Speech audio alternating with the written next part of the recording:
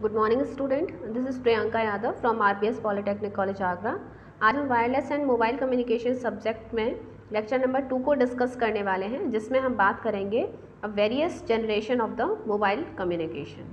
Okay, one by one we have to study about the various generation. So let's start with the generation. First, if we are talking about the first generation of the wireless system, it is comes in the front in respect of the 1970।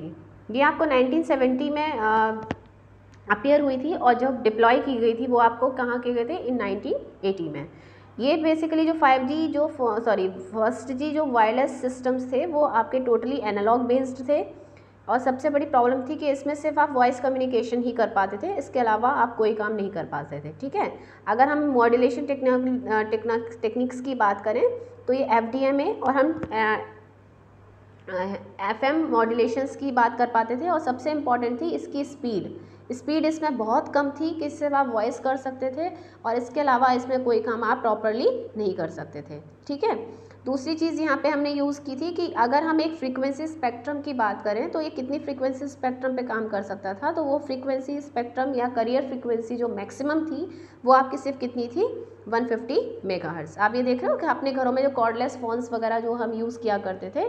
दूसरा इनका problem ये था कि इसमें battery backup बहुत ज़्यादा अच्छा नहीं होता था, बैटरी बहुत जल्दी डिस्चार्ज हो जाती थी। तो आपको मोस्ट ऑफ द टाइम देखा होगा कि आप अपने घरों में कि जब कॉर्डलेस फ़ोन्स हम यूज़ किया करते थे तो हमें बहुत जल्दी धीरे चार्ज करने की ज़रूरत पड़ती थी। ठीक है, अगर हम प्रॉब्लम्स की बात करें, जैसे मैंने आपसे कहा कि डिस्टॉर्शंस बहुत ज़्यादा होते थे, नॉइसेस बहुत ज़्यादा इंट्रोड्यूस होते थे, जो क्वालिटी थी वो बहुत ज़्यादा अच्छी नहीं थी। अगर एक बार आपका जो गड़गड़ की आवाज़ जो होती है, जो आपको अक्सर सुनाई देती है, मरमरिंग सी सुनाई देती है, वो इसमें बहुत ज़्यादा थी। बैटरी लाइफ मैंने आपको बता दिया। फ़ोन बहुत लार्ज हुआ करते थे, आप देख रहे हो फ़ोन, और इसकी अगर हम बोलें कि एक डिस्टेंस देखेंगे वो कुछ ही मीटर्स तक रहती थी, कि अगर आपकी एक पर्टिकुलर एरिया, अगर हम जैसे होम ले रहे हैं या हम एक घर की बात करें या एक ऑफिस की बात करें, तो वो सिर्फ वहीं तक उसकी एक पेरीफेरी बहुत लिमिटेड हुआ करती थी। सिक्योरिटी बहुत अच्छी नहीं थी, क्योंकि आपका मे बी पॉसिबल कि डेटा जो आप वॉइस कर रहे हो तो क्रॉस कनेक्शन से को कहीं और मर्ज हो जाए और आप तक आपकी इन्फॉर्मेशन किसी और को कैरी फॉरवर्ड हो सकती थी। ठीक है, कैपेसिटी बहुत लिमिटेड थी, मीन्स नंबर ऑफ़ यूज़र्स जो एक, क्योंकि स्पेक्ट्रम बहुत छोटा है तो ऑब्वियस है कि इसमें आपके जो नंबर ऑफ़ यूज़र्स होंगे वो प्रॉपरली नहीं लेंगे।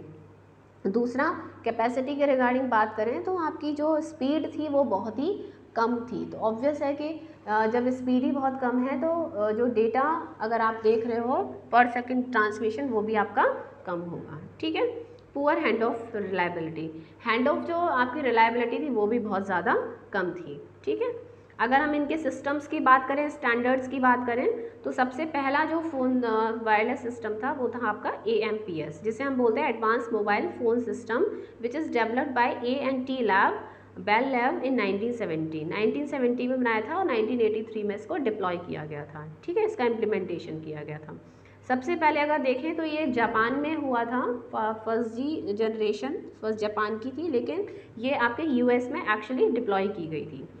फर्स्ट जो MPS सिस्टम था, उनके जो सेल्स थे, मीन्स जो कवरिंग एरिया, अगर हम छोटे छोटे जियोग्राफिकल एरिया की बात करें तो वो बहुत लार्ज हुआ करते थे।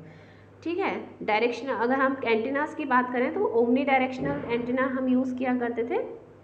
ओमनी डायरेक्शनल एंटीना सारी उसमें एरिया को कवर करता है, जिससे कि स्ट्रेंथ जो होती है, हम बोले कि लो फ्रीक्वेंसीज, वो आपको लो फ्रीक्वेंसी सिग्नल को वो प्रोवाइड करते थे। ठीक है, number of user that can be supported is quietly limited, अगर क्योंकि बैंड बहुत छोटा है तो यूज़र्स जो उस पर्टिकुलर फ्रीक्वेंसी बैंड को यूज़ करेंगे वो भी आपके काफ़ी कम होंगे। तो ये था इसका प्रॉब्लम।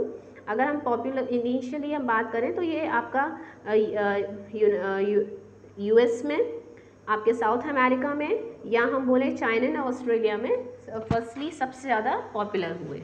ठीक है, उसके बाद हमने यूज़ किया ETACS, ये भी एक स्टैंडर्ड था, जिसमें अगर हम बात करें कि आपकी जो स्पीड थी वो हम AMPS के रिगार्डिंग अगर हम बात करें, जो स्पेक्ट्रम था वो 25 किलोहर्ट्ज़ का था, और इसमें चैनल की बैंड ऑब्वियस है कि वो चेंज की गई थी, स्केल्ड की गई थी। ठीक है, ये स्टैंडर्ड मैंने आपको बताया। नेक्स्ट हम बात करते हैं अपने सेकेंड जनरेशन की, अगर हम सेकेंड जनरेशन की बात करें तो ये 1991 के अप्रॉक्स आए थे। ये यहाँ पे थोड़ा सा देख लीजिएगा, ये 1991 है, यहाँ पे ये 1991 में आए थे। और यहाँ पे जो अगर आप स्पीड देखोगे अपनी, वो करीब करीब आपकी 64 Mbps 64 kbps की होती। तो अगर हम मैक्सिमम की बात करें तो वो आपकी मे बी पॉसिबल वो स्पीड आपकी 4.2 Mbps तक भी जा सकती थी, 4.2 Mbps तक वो जा सकती थी। ठीक है, दूसरी चीज़ इम्पॉर्टेंट ये थी कि ये जो 2G सिस्टम्स थे वो आपके डिजिटल हो गए थे। अगर हम फर्स्ट जी के रिगार्डिंग बोलें तो ये सिस्टम कैसे हो गए थे, डिजिटल। ठीक, दूसरी चीज़ देखो कि यहाँ पे और अगर हम सर्विसेज के रिगार्डिंग बात करें तो इसकी जो सर्विस थी वो आप वॉइस कॉलिंग तो कर सकते थे, आप SMS भी भेज सकते थे, फैक्स कर सकते थे और समटाइम्स आप ईमेल्स भी कर सकते थे। तो स्पीड थोड़ी सी बढ़ी हमारी, अगर हम अप टू हम कितना यूज़ कर सकते थे 24 kbps, लेकिन अगर जो स्पीड हम बोलें, जो एवरेज स्पीड जो थी वो आपकी थी 100 kbps। अगर उस टाइम पे हम देखें तो अगर आपका 3 मिनट का कोई MP3 सॉन्ग है, MP3 के थ्रू आप यूज़ कर वो उसको ऑडियो सॉन्ग है, अगर उसको डाउनलोड करते थे 30 to 40 मिनट आपके इसको डाउनलोडिंग में लग जाता था। तो आप ये देख रहे हो, ये आपके 2G वायरलेस सिस्टम्स थे। अगर हम टेक्नोलॉजीज़ की बात करें तो यहाँ पे हम GSM टेक्नोलॉजी यूज़ करते हैं। और दूसरी चीज़ है यहाँ पे, ये स्टैंडर्ड है आपका इंटीरियम स्टैंडर्ड 136, जो कि north America digital cellular system भी इसे बोलते हैं और US डिजिटल सेल्यूलर सिस्टम्स भी बोलते हैं। ठीक है, तो नेक्स्ट है आपका Pacific digital cellular system, that is known as PDC। और लास्ट है आपका IS-95 which is known as code division 1। ये सारी टेक्नोलॉजीज़ थी या स्टैंडर्ड्स थे जो आपकी 2G टेक्नोलॉजीज़ हमने यूज़ किया था। ठीक है, आपके अगर हम फर्स्ट जी के कंपैरिजन में बात करें तो आपकी सबसे पहली कंडीशन ये थी कि आपने देखा होगा कि ये आपके CDMA और TDMA पे टेक्नोलॉजी पे काम किया करते थे। ठीक है, CDMA और TDMA टेक्नोलॉजी पे काम किया करते थे, मल्टीपल एक्सेस टेक्निक्स पे काम किया करते थे। दूसरी बात यहाँ पे थी इसकी जो स्पीड, अभी जैसे मैंने इनिशियली आपको बताया, इसकी स्पीड 24 kbps डेटा रेट तक हो सकती थी अगर ये आप कोई फैक्स करना चाहते हो। ये एवरेज स्पीड नहीं है, वो इनिशियल स्पीड की हम बात कर रहे हैं। ठीक है, अगर बैंडविड्थ की बात करें तो इसकी बैंडविड्थ थी आपके 20 megahertz of the bandwidth into 124 carrier frequency of 200 kilo each. कहने का मतलब है कि 25 मेगाहर्ट्ज का इसका बैंडविड्थ था, उसमें आप नियर अबाउट जो यूज़र्स थे उनके लिए जो करियर फ्रीक्वेंसी थी वो आपकी 124 करियर्स आप यूज़ कर सकते थे, जिसमें सिर्फ और हर एक करियर का जो फ्रीक्वेंसी था वो कितना था 200 kilo hertz for the मॉड्यूलेशंस। Okay, अब हम बात करें, दूसरी बात है कि हम ये टाइम डिवीज़न मल्टीप्लेक्सिंग की बात कर रहे हैं। तो टाइम डिवीज़न मल्टीप्लेक्सिंग जो टेक्निक थी, मल्टीपल एक्सेस टेक्निक, उसमें आपने जो यूज़र्स थे उनको एक टाइम स्लॉट्स में डिवाइड किया, जो यूज़र्स थे उनको एक टाइम स्लॉट में जैसे डिवाइड किया और वो हर एक टाइम स्लॉट पे जो भी कंडीशन थी उसमें कॉल सेम फ्रीक्वेंसी को यूज़ करती है। TDMA टेक्नोलॉजी में जो यूज़र्स हैं उनको टाइम स्लॉट्स के अकॉर्डिंग या टाइमिंग के अकॉर्डिंग डिस्ट्रीब्यूट करते हैं and within that time no other user use that particular time of that person. ठीक है, या that system. And today GSM operator in that जो कंडीशन है वो आपकी, अगर हम तो ये तो कंडीशन किसकी थी, GSM सिस्टम की, जो हम तब यूज़ किया करते हैं। अगर हम आज के सिस्टम्स GSM सिस्टम की बात करें तो 900 मेगाहर्ट्ज एंड 1.8 गीगाहर्ट्ज बैंड का GSM सिस्टम यूज़ कर रहे हैं। ये आज की बात हो रही है। ठीक है, ये आपको ध्यान रखना है। नेक्स्ट है, अगर हम वायरलेस सिस्टम की बात करें तो मैंने आपसे बोला कि ये स्टैंडर्ड से आपका GSM था। GSM अभी मैंने इनिशियली आपको बताया कि TDMA मल्टीपल एक्सेस टेक्निक पे काम करता है और ये आपके पैन यूरोपियन सेल्यूलर सर्विस जो हैं ये आपको सर्विस प्रोवाइड करते हैं। These all are the various standards. Speed आपको ऑब्वियस मैंने भी बताया कि फ़ोन सर्विस प्रोवाइड करते हैं, फैक्स कर सकते हो, आप ईमेल कर सकते हो, SMS और MMS भी कर सकते हो। ये इसकी सबसे अच्छी चीज़ थी, इसमें इंट्रोडक्शन हुआ आपका MMS का, फैक्स का, SMS का और मेल्स का। ये एक फैसिलिटी आपकी बढ़ गई थी with respect to the first G. ठीक है, दूसरा स्टैंडर्ड था आपका United States digital cellular system 136। ये भी आपकी एक TDMA टेक्नोलॉजी पे ही बेस्ड था, मल्टीपल एक्सेस टेक्निक पे, जिसमें बस ये ध्यान रखना था कि जो AMPS हमने जो फर्स्ट जनरेशन में यूज़ किया था उसका 6 टाइम बेटर परफॉर्मेंस आपको देता है। और यहाँ it supports a 48.6 kbps data rate. इसकी डेटा रेट कितनी हो गई थी? 48.6 kbps। ठीक है, दूसरी चीज़ थी कि हम बात कर रहे हैं CDMA की। तो ये CDMA जो टेक्नोलॉजी थी उसमें हम अपने यूज़र्स को कोड के रिस्पेक्ट में एक पर्टिकुलर कोड दे देते हैं। जैसे कि आपने देखा होगा रिलायंस एक CDMA फ़ोन लेकर आया था, तो उसका पर्टिकुलर नंबर होता था और वो नंबर सिर्फ उस पर्टिकुलर फ़ोन के लिए होता था, आप उसे अदर कहीं यूज़ नहीं कर सकते हैं। ठीक है, तो वहाँ पे जो स्पीड थी आपकी नियर अबाउट कितनी CDMA में कितनी रहती थी? जब हम CDMA GSM यूज़ कर रहे थे तो आपकी 24 समथिंग थी। अगर हम CDMA यूज़ कर रहे हैं तो वहाँ पे जो स्पीड थी वो नियर अबाउट कितनी थी? 44.4 kbps data rate. Fine. Next जो स्टैंडर्ड हम यूज़ कर रहे थे वो था आपका IS 336। ये यहाँ 1 गलत लिख गया है, आप इसको देख लीजिएगा, ये कट कर दीजिएगा,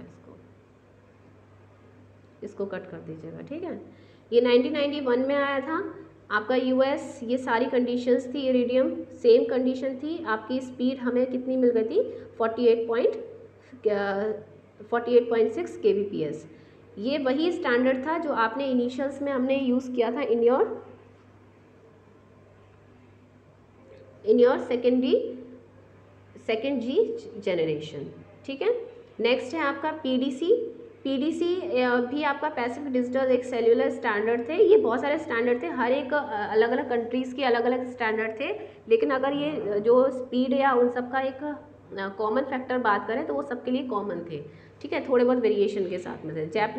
ये जापानीज़ ने बेसिकली बनाया था TDMA standard that is similar to the IS 136 with more than 50 million users. 50 million users IS 136 में, और अगर हम ऐड कर दें विद TDMA टेक्नोलॉजी तो हम उसे नाम क्या दे देते थे? PDC। ठीक, हम बात करें IS 95 की। IS 95 CDMA स्टैंडर्ड पे काम करता था। अगर हम बात करें तो ये ऑर्थोगोनली आपके 64 यूज़र्स एक साथ साइमल्टेनियसली इस पर एक फ्रीक्वेंसी बैंड पे रह सकते थे, और हर एक की जो चैनल फ्रीक्वेंसी होती थी वो होती थी 1.25 मेगाहर्ट्ज़। फाइन, तो ये चीज़ें आपको ध्यान रखनी है। नेक्स्ट अभी CDMA मैंने आपको बताया कि GSM जो टेक्नोलॉजी थी वो यूरोप में सबसे पहले आई थी, और उसके बाद CDMA टेक्नोलॉजी हमारी कहाँ आई थी? इन नॉर्थ अमेरिका। तो एक्चुअली क्या है, सारी टेक्नोलॉजीज़ जो हैं हर एक कंट्रीज़ की अपनी अपनी तरीके से ऑक्यूपाई की गई, और उसके अकॉर्डिंग उन्होंने अपने उसको करते गए, जिससे कि वो और बेटरमेंट आपको मिलता रहे इन योर सर्विसेज। अगर हम सेकेंड जी की बात करें,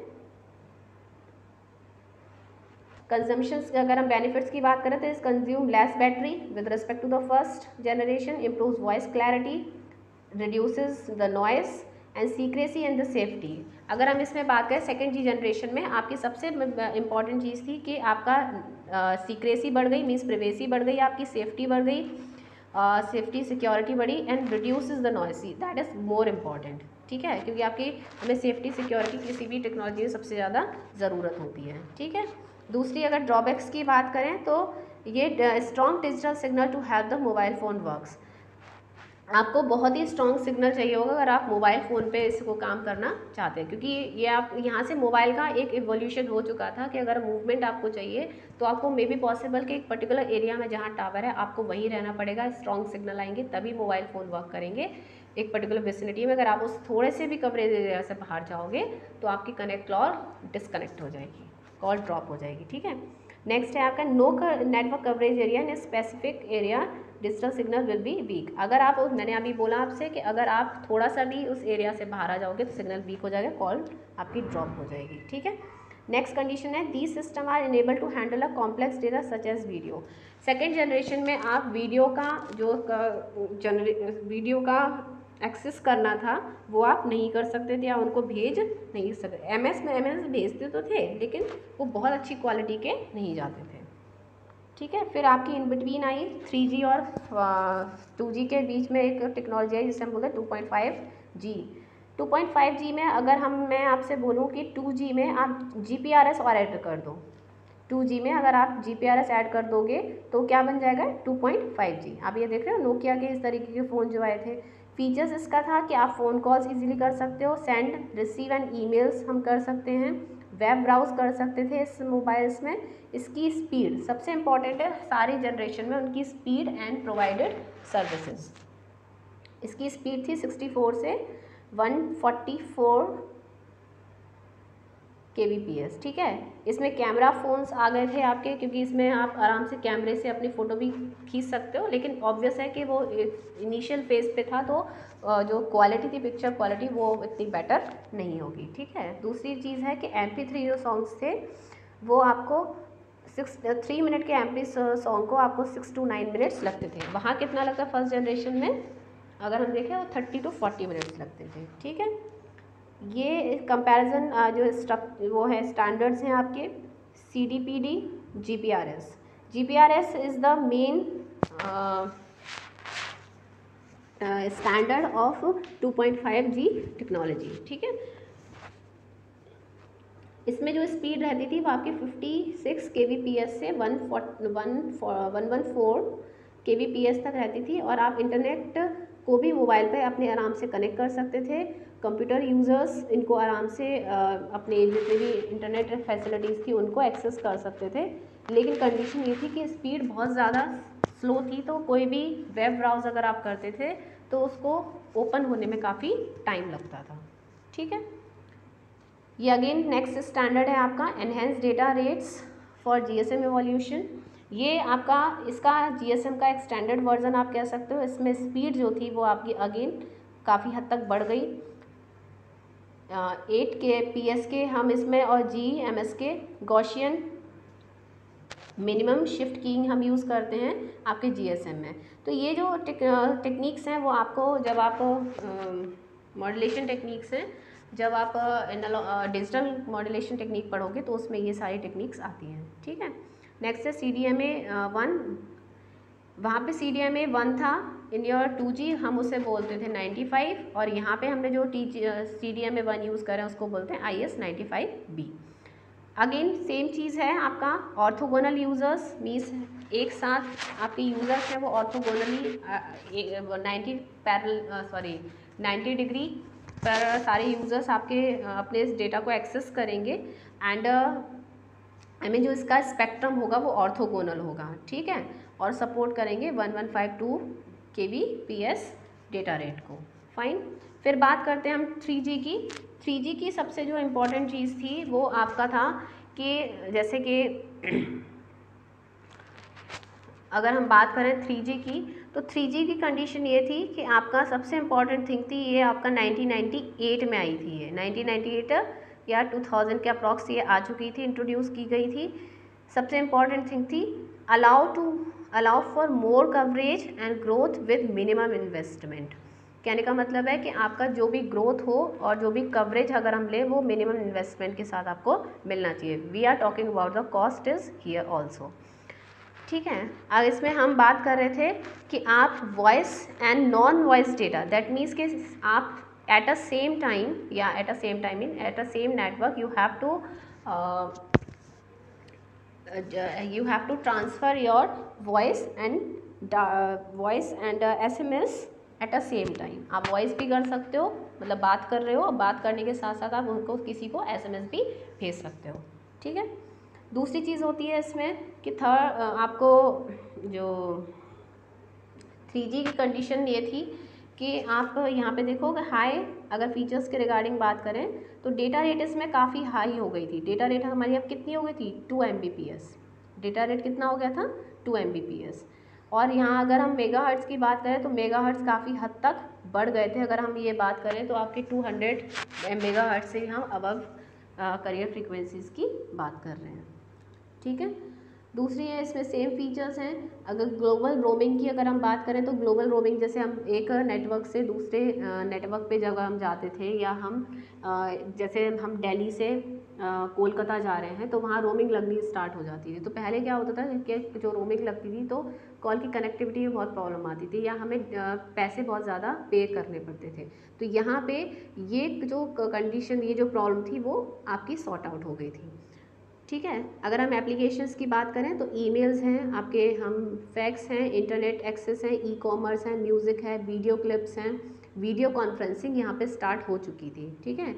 and electronic agenda meeting reminder, आप रिमाइंडर अपने अपने जो यूज़र्स थे उनको रिमाइंडर्स इजीली भेज सकते थे। एंड जीपीएस सिस्टम आप देख रहे हो, ग्लोबल पोजीशनिंग सिस्टम, वो आपका इंट्रोड्यूस हो चुका था। And combine a phone, laptop, PC and TV. इस स्टेज पे हम बोले तो आपका इजीली आप एक दूसरे से इन सब की कनेक्टिविटी कर सकते थे। ठीक है। फिर हम बात करते हैं अपने थर्ड जनरेशन चैलेंजेस की। अगर हम बात करें तो यहाँ इसके चैलेंजेस बहुत ज़्यादा इंपॉर्टेंट थे। Impact of high transmission rate हमारी बहुत हाई होनी चाहिए थी। इसमें ट्रांसमिशन रेट हमारी क्या होनी चाहिए थी, बहुत अच्छी होनी चाहिए थी, बहुत ज़्यादा हाई होनी चाहिए थी। ठीक है। थर्ड जनरेशन की एक चीज़ और थी कि अगर हम स्टेशनरी हैं तो हमारी जो स्पीड होगी वो 2 Mbps तक रह सकती है। ठीक है। लेकिन अगर हम डायनेमिक हैं या मोबाइल हैं, ठीक, तो मे बी पॉसिबल इसकी जो स्पीड होगी वो आपकी 384 kbps तक रह सकती है। ये थोड़ी सी इसकी कंडीशंस थी। ठीक। नेक्स्ट है आपकी system capacity end user mobility. System की कैपेसिटी हमारे लिए एक चैलेंज था, क्योंकि बहुत जो बैंड आपका भले ही बढ़ गया था तो उसके साथ नंबर ऑफ़ यूज़र्स भी आपके बढ़ रहे थे। तो आप मूव करते करते अपने सिस्टम की जो मूव करते करते आपके डेटा की जो कनेक्टिविटी है वो बनी रहे और मैक्सिमम नंबर ऑफ़ यूज़र्स को आप कनेक्ट कर पाओ, ये बहुत बड़ा चैलेंज था आपकी थर्ड जनरेशन के लिए। ठीक है। नेक्स्ट कंडीशन है, आपको मैंने बताया कि अगर हम बात करें तो स्पीड हमारी काफ़ी हद तक अच्छी हो गई थी, और वो स्पीड में अगर हम बात करें तो 1 मिलियन बिट्स आप ट्रांसमिट कर सकते थे। 1 मिलियन बिट्स आप समझ रहे हो कि speed is very very very high. ठीक है, पर सेकेंड। अगर हम टाइम की बात करें तो थर्ड जनरेशन में आपका जो MP3 था 3 मिनट का सॉन्ग, उसको 11 सेकेंड से 1.5 मिनट तक ही टाइम लगेगा। ड्रॉबैक्स की बात करें, बैंडविड्थ हमें बहुत ज़्यादा हाई चाहिए, इसमें स्पेक्ट्रम लाइसेंसिंग फ़ीस हमें चाहिए, ह्यूज कैपिटल कॉस्ट बहुत ज़्यादा चाहिए, expensive fees for 3G licensing services. अगर आप इसमें कोई भी सर्विस लेना चाहते हो तो उसके लिए कोई भी लाइसेंस, जैसे कोई वर्जन आप सॉफ्टवेयर लेना चाहते हो तो उसकी फ़ीस बहुत ज़्यादा थी। ठीक है। एक्सपेंसिव थे, फ़ोन बहुत ज़्यादा एक्सपेंसिव थे, आपके बल्कि से थोड़ा सा कम हो गए थे, बल्कीनेस थोड़ी कम हुई थी, लेकिन उसी के साथ कॉस्ट बहुत ज़्यादा हो गई थी। एंड जो फ़ोन का जो एरिया था अगर हम बात करें तो वो थोड़े बड़े हो गए थे, हल्के हो गए थे लेकिन बढ़ गए थे। बीच में इन बिटवीन अगर हम 3G की इन बिटवीन की बात करें तो उसमें आपके जो फ़ोन थे उनकी बैटरी भी जो बैटरी बैकअप को अच्छा करने के लिए वो जो बैटरी थी वो काफ़ी बल्कि हो गई थी, कुछ उसके बाद की बात है। ठीक है। ये इसके सम स्टैंडर्ड्स हैं। ठीक है। TD SCDMA, जिसमें हम टाइम डिवीज़न सिंक्रोनस CDMA की बात कर रहे हैं। इसमें अगर हम बात करें तो चैनल्स जो 3 एडजेसेंट चैनल हम यूज़ करते थे एट अ सेम टाइम, जिससे कि स्पीड आपकी प्रॉपरली बनी रहे।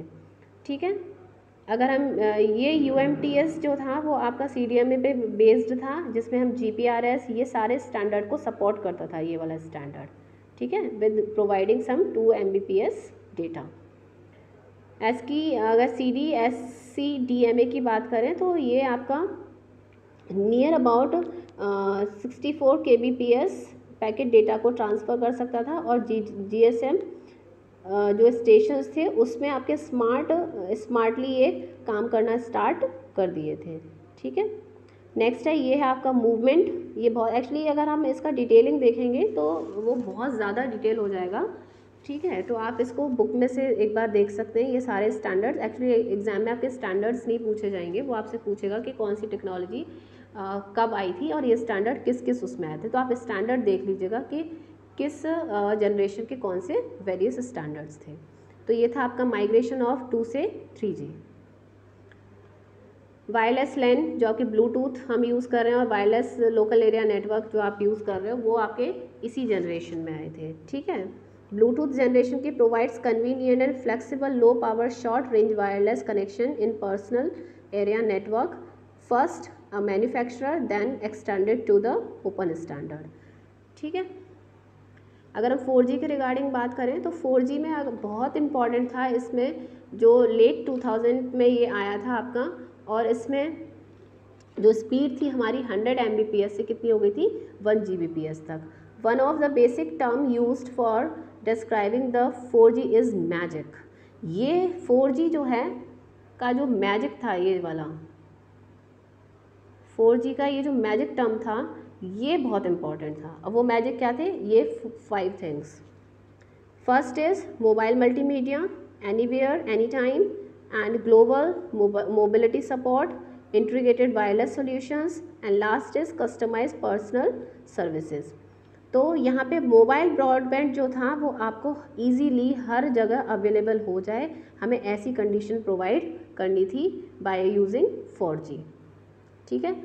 अगर हम इसकी बात करें, जैसे कि मैंने बोला 4G is any time anywhere. Next generation of wireless technology थी आफ्टर द 3G, और इसमें स्पीड हमारी बहुत अच्छी थी, सिक्योरिटी बहुत अच्छी थी, कैपेसिटी बहुत अच्छी हो गई थी, नंबर ऑफ़ यूज़र्स आप बहुत ज़्यादा बढ़ गए थे, स्पेक्ट्रम बहुत हाई हो गया था, wireless wired and Bluetooth technology भी एडवांस्ड हो गई थी। यहाँ सबसे इम्पॉर्टेंट चीज़ थी आपकी, अगर हम बात करें ड्रॉबैक से पहले एक चीज़ मैं बता दूं कि अक्सर इसमें आप देखते थे कि 3G में एक LTE लिखा आता है और एक आता है VoLTE, एक आता है आपका VoLTE। तो LTE का जो मीनिंग अगर हम लॉन्ग उसकी बात करें तो that is long term, that is long term evolution, इसको बोलते हैं लॉन्ग टर्म इवोल्यूशन, ठीक है। अब लॉन्ग टर्म इवोल्यूशन और वीओ का क्या था, वॉइस LTE, ठीक है। दोनों में डिफरेंस क्या था, LTE में अगर हम देखें तो LTE में कंडीशन ये थी कि अगर आपके 4G किसी के पास, ये अगर हम 4G हैं तो यहाँ पे हमें उसके स्टैंडर्ड को पहुँचना है, इस स्पैन को हमें कवर करना है, तो हमने इसको नाम दिया था LTE, ठीक है। LTE की ड्रॉबैक क्या थे ये सुन लीजिएगा। LTE हम अगर नॉर्मल क्वालिटी की बात करें, नॉर्मल या बेटर क्वालिटी की बात करें तो हमें 3G से बेटर क्वालिटी देता था आपका LTE, लेकिन LTE में क्या एक कंडीशन ये थी कि आप LTE में आपको कॉलिंग के लिए हमेशा थर्ड पार्टी की ज़रूरत पड़ती थी, वीडियो कॉलिंग के लिए थर्ड पार्टी लाइक आपकी व्हाट्सएप हो गया,